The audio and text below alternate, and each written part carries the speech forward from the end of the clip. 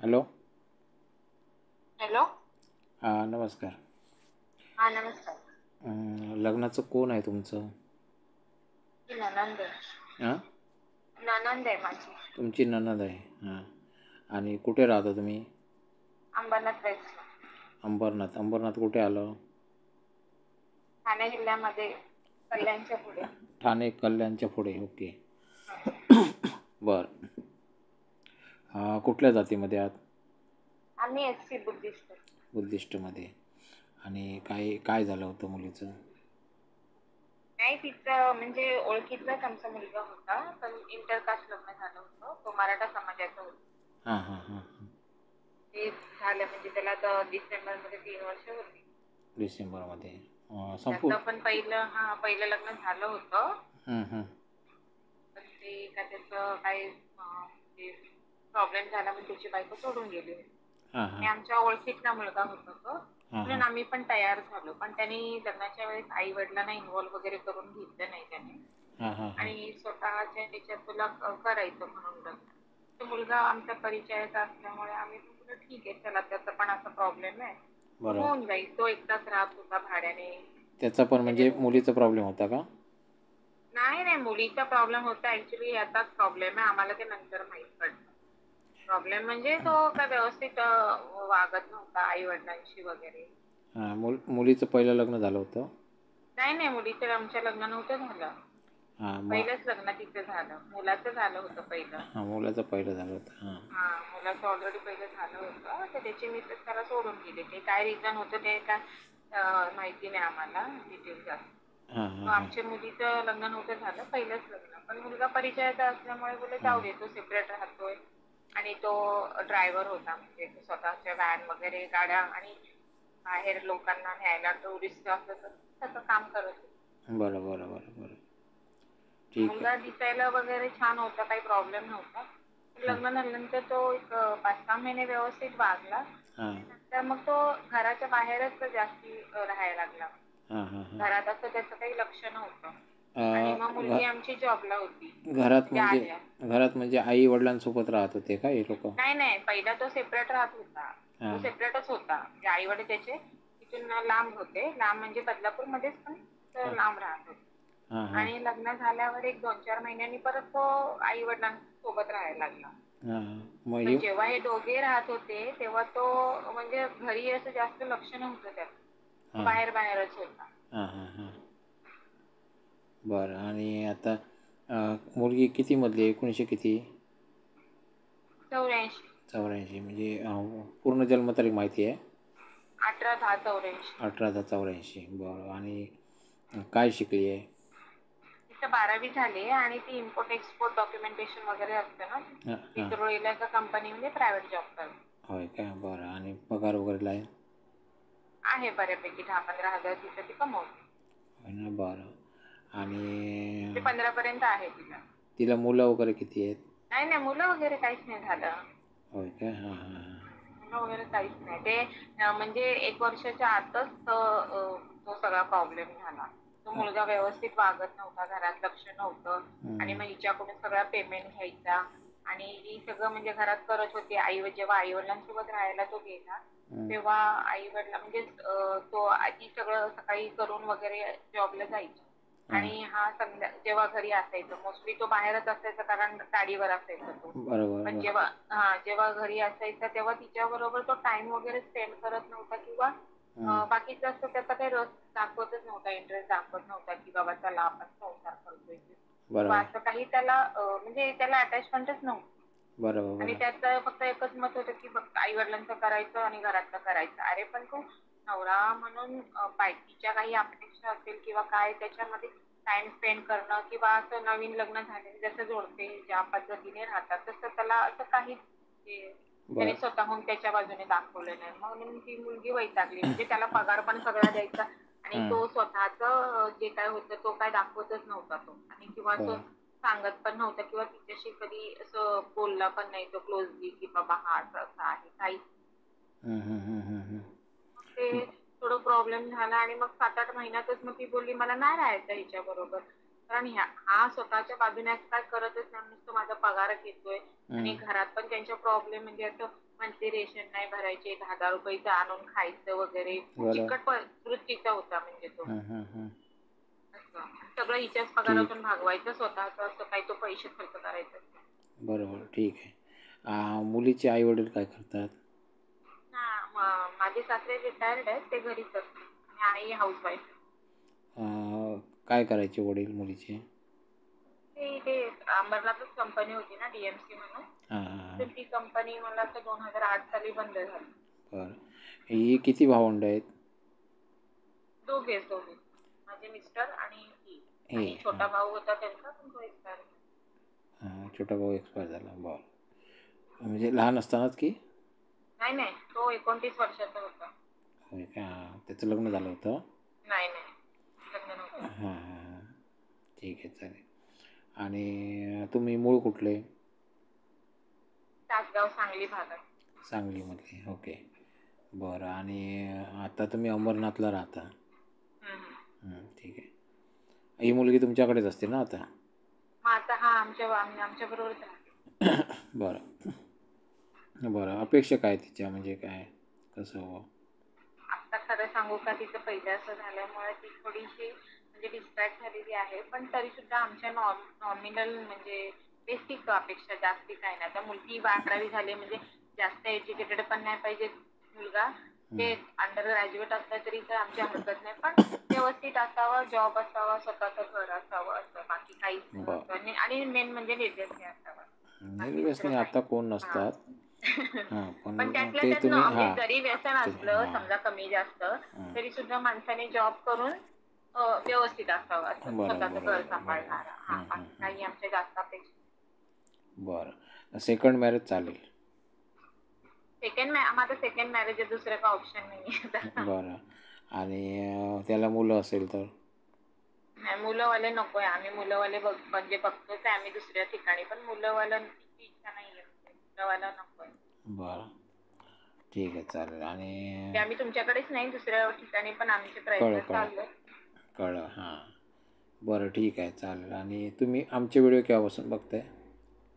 Actually मला माझ्या मैत्रिणीने रेफरन्स दिला, त्यांनी सांगितलं, माझ्या बिल्डिंगमध्येच राहतात, त्यांनी मला सांगितलं की मला वाटतं मागच्या आठवड्यात येऊन त्यांनी मला सांगितलं असं आहे म्हणून. आता कसं एज वाढत चाललंय ना, मग आम्हाला ह्या 1-2 वर्षात लवकर म्हणजे प्रयत्न आमचे चालू आहेत. केलंच पाहिजे. हो, ठीक. त्यांनी मला सांगितलं असं म्हणून मी तुम्हाला लगेच कॉल करून. मुलाचा पगार तरी किती पाहिजे अंदाजे? आता काय जास्ती काय अपेक्षा नाही, पण त्याचा जॉब त्यातला आता हिला 15,000 रुपये आहे बघा, तर 20-25 का असेना, पण तो व्यवस्थित असावा. बरं. आणि समजा मुलाचं समजा घर भाड्याने असेल तर? हा चालेल, पण मुलगा व्यवस्थित म्हणजे असावा, असं माझी तरी म्हणजे तिच्या दृष्टिकोनातून तशीच अपेक्षा आहे. भाड्याने असलं तरी हे नाहीये, पण तो व्यवस्थित फक्त त्याच्या कामावरती आणि मेहनती स्वभाव असला की माणूस चांगला असला की मग ते राहू शकतो. बरं, ठीक आहे, चालेल. आणि काय सांगायचं आहे? नाही, मला म्हणजे मी जेवढं तिला ओळखते तेवढं अजून काही अपेक्षा नाहीये, पण म्हणजे माझ्या बाजूने मी प्रयत्न करते. हे आमचं बेसिक आहे एवढं. 1-2 वर्षात आम्हाला ते बघायचं. तुम्ही वहिनी बोलताय? हा, तुम्ही वहिनी बोलताय ना मुलीची? हा, मी मोठी वहिनी. मोठी वहिनी म्हणजे अजून लहान आहे का? नाही, म्हणजे आम्हीच मोठे आहोत घरात ना, आम्ही बाकीच्या पण चुलत बहिणी वगैरे आहेत, त्यांचं आम्ही सगळ्यांचंच बघतो. बरं. हां, ठीक आहे, चालेल. आई वडील आहेत ना मुलीला? हो, आहेत. बरं, ठीक आहे, चालेल. अजून काय सांगायचं आहे का? नाही, काय नाही. मित्रांनो, हे बघा, हे लोक अंबरनाथला राहतात. मुलगी लग्नाची आहे आणि ती घटस्फोटित आहे. तुम्ही ऐकलात पूर्ण व्हिडिओ, तरी पण मी बोलतो आहे. तो जो मुलगा होता त्याचं पहिलं लग्न झालं होतं आणि तो घटस्फोटित होता आणि पुन्हा लग्न केलं होतं याने या मुलीशी. आणि तो ड्रायव्हर असल्यामुळे तो बाहेरच राहायचा आणि त्याची जी वृत्ती होती ती चंचल थोडीशी होती, असं आपण ऐकलेलं आहे. तर त्यांचा घटस्फोट झालेला आहे आणि त्या मुलीला मुलं वगैरे नाही आहेत. त्याच्यामुळे जो कोण भविष्यात जो मुलगा नवरा मुलगा असेल त्याला मूल शक्यतो नसावं असं. आणि मित्रांनो, जर एखादा असं असेल किंवा म्हणजे त्याचा पगार वगैरे लाईन व्यवस्थित असेल आणि एखादी रूम त्याने स्वतःची घेतली नसेल तरीसुद्धा ते विचार करू शकतात. परंतु शक्यतो स्वतःचं अस्तित्व तयार करण्याची वृत्ती पाहिजे त्याची. आणि मुलगी 12वी शिकलेली आहे, त्यामुळे असं काही नाही की त्यांना 12वी पण चालेल किंवा ग्रॅज्युएट असेल तरी चालेल, असं काही इश्यू नाही आहे त्यांचा. फक्त घटस्फोटित असावा, म्हणजे कसं समदुःखी असावा असं त्यांचं मत आहे. बाकी कुठलीही अपेक्षा नाही आहे. तुम्ही आतापर्यंत जी अपेक्षेने स्थळं बघतात तशा अपेक्षा काही नाही आहेत. मुलीचा बांधा मीडियम आहे, मध्यम बांध्याची मुलगी आहे. साधारण वजन किती असेल माहिती आहे ते? हा, वजन तिचं जास्ती आहे. किती आहे तरी? 50? 75. हा, 70 आहे? 75. हो. बरं, म्हणजे मुलगी मध्यम प्लस बांधा आहे. 70 किलो वेट आहे तिचं. आणि बघा, जर आपला मित्र कोण लग्नाचा असेल बुद्धिस्ट समाजामध्ये असेल तर बरं होईल, कारण तिला आता ठेच लागलेली आहे. तो जो नवरा मुलगा पहिला होता तो मराठा समाजाचा होता, तर शक्यतो समाजामध्ये असेल तर बरं होईल. किंवा ज्या मुलाला म्हणजे स्वेच्छेने बुद्धिस्ट मुलगीशी लग्न करणारा असाल, म्हणजे कोणाचा दबाव नसेल आणि तो करणारा असेल तर चालू शकतं. पण भविष्यात कुठल्या अडचणी पुन्हा येतात का म्हणे. लग्न होत नाही म्हणून ॲडजस्ट करू नका मित्रांनो, कारण लग्न नाजूक गोष्ट आहे. आजकाल लग्न करण्यापेक्षा टिकवणं पण खूप महत्त्वाचं आहे. त्यामुळे कसं भविष्यात कुठलीही ठिणगी उडता कामा नये, सुखाने संसार व्हावा ही माझी इच्छा आहे. आणि त्यामुळे मी तसा प्रयत्न करतो आहे.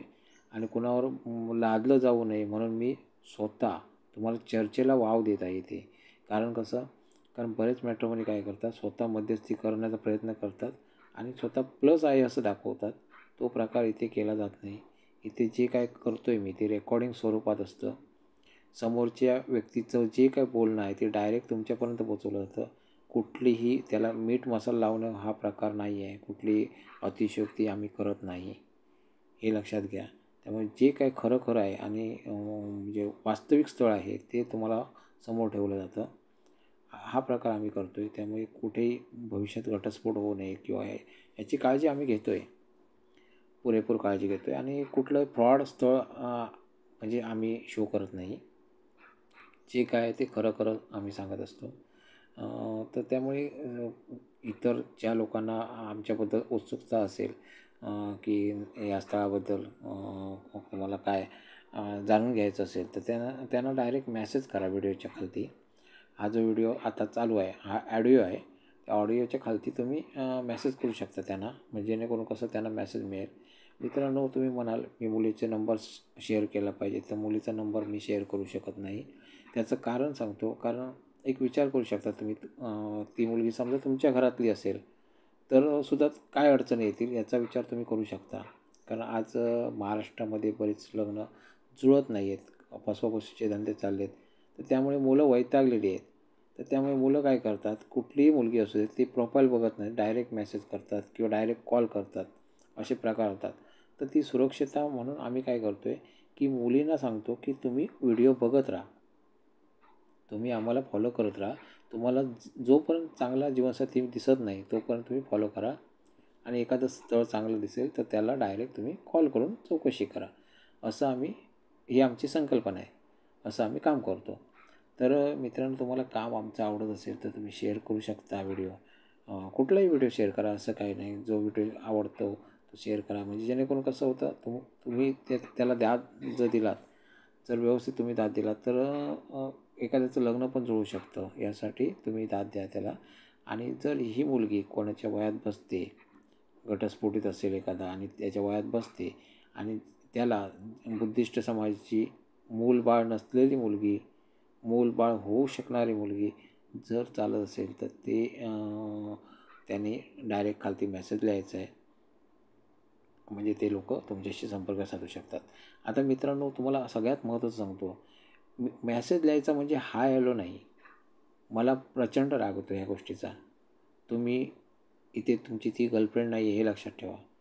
हाय हॅलो कोणाला करतात जे ओळखीचं असतं किंवा काय. ती मुलगी लग्नासाठी आली एवढंच लक्षात ठेवा.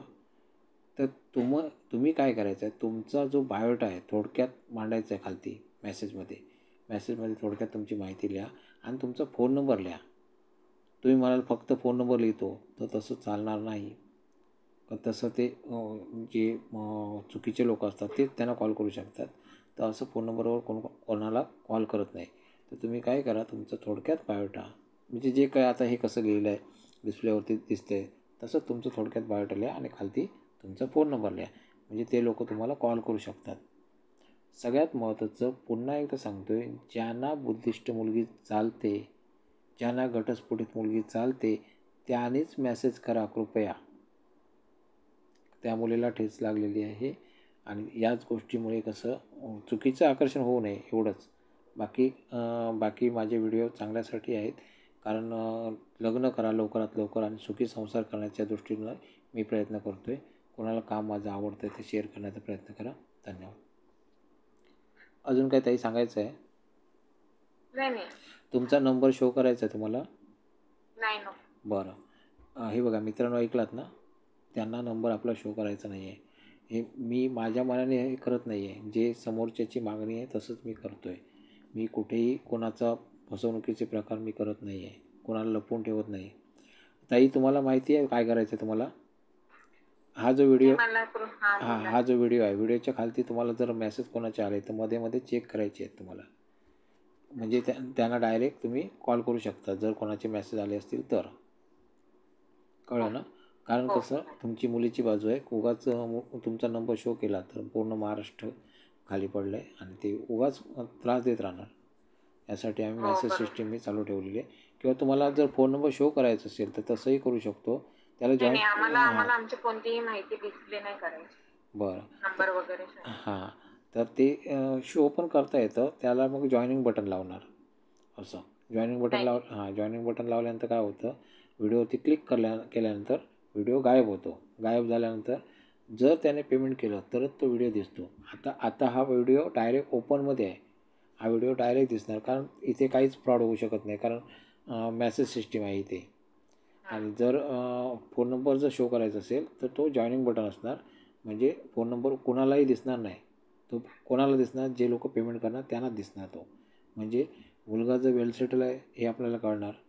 पेमेंट कोण करतं, वेल सेटल लोक करतात. त्यामुळे वेल सेटल व्यक्तीच, आणि ते छोटं पेमेंट आहे, ते मोठं पेमेंट नाही. 200 रुपयाचं पेमेंट असतं ते. त्याला 199चं जॉईनिंग बटन असतं. ते बटन दाबल्यानंतर तो तुम्हाला बघू शकतो. अशी सिस्टीम असते ती. पण ती आपण ओपन ठेवलेलं आहे. याला बटन कुठलं लावलेलं नाही. डायरेक्ट तुम्ही हा व्हिडिओ दिसतो आहे तुम्हाला. आणि प्लीज शेअर करा.